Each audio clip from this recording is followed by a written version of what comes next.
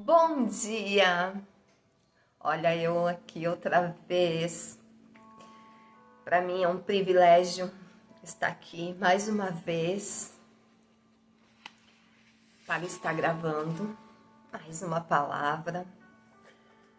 Deus, te agradeço de todo o meu coração por o Senhor me abençoar nesse dia. Minha gratidão é pelas tantas coisas que o Senhor tem feito em minha vida. Eu te louvo e te agradeço. Me ensine, Senhor, a ser mais grata.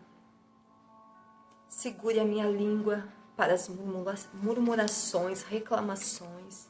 Não deixe que essas coisas venham no meu coração. Eu oro também para todos que vão ouvir essa palavra, essa oração, que possam sentir o Espírito Santo falando, Senhor. Pois eu sou uma simples mortal, mas o que eu trago na minha língua são palavras boas e generosas para levar a muitos que possam estar compartilhando as boas novas, no nome santo de Jesus Cristo. Amém. Hoje eu vou estar lendo 2 Coríntios, capítulo 2, dos versos 12 ao 17, o devocional de Xochitl e de Chon, e logo depois, o segredo do contentamento. Primeiramente estarei lendo a palavra bíblica. Ora, quando cheguei a Troade para pregar o evangelho de Cristo, e uma porta se abriu no Senhor. Não tive, contudo, tranquilidade no meu espírito, porque não encontrei o meu irmão Tito. Por isso, despedindo-me deles, parti para Macedônia. Graças, porém, a Deus que, em Cristo, sempre nos conduz em triunfo e por meio de nós.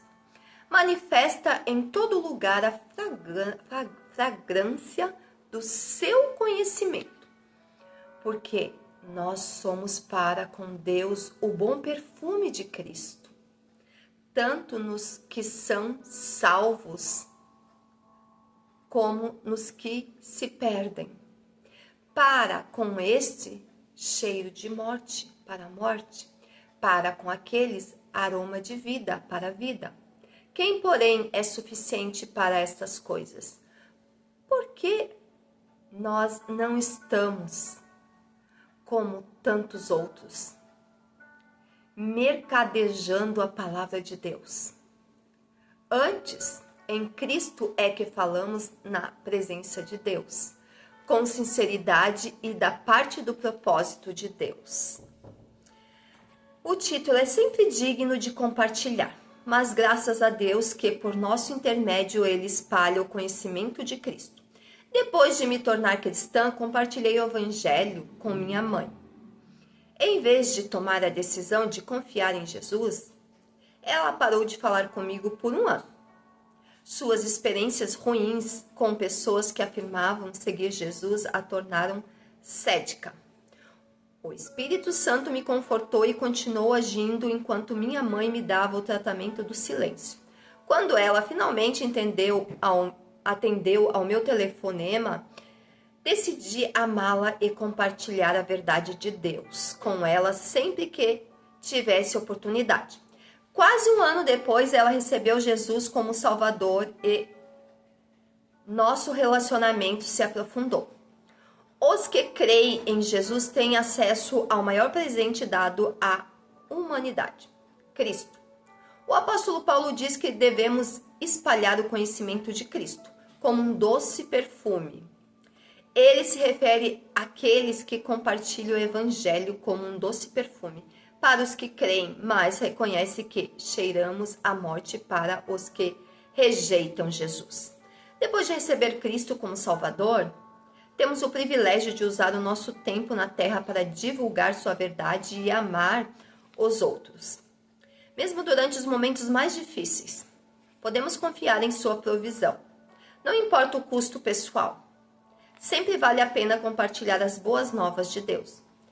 Como Deus o levou a não desistir de compartilhar o evangelho depois que alguém o rejeitou? Deus o aproximou de alguém depois que vocês dois se conectaram como cristãos? Deus, ajuda-me a compartilhar as tuas boas novas onde quer que o Senhor me enviares.